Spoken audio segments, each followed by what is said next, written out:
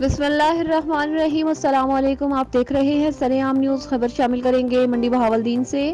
منڈی بہاولدین تھانہ پھالیا کی حدود میں ایک افسوسناک واقعہ پیش آیا۔ پنجاب کالج پھالیا کے معصوم طالب علم عثمان علی کو بگڑے ہوئے رئیس زادوں نے سرعام ظالمانہ تشدد کا نشانہ بنایا۔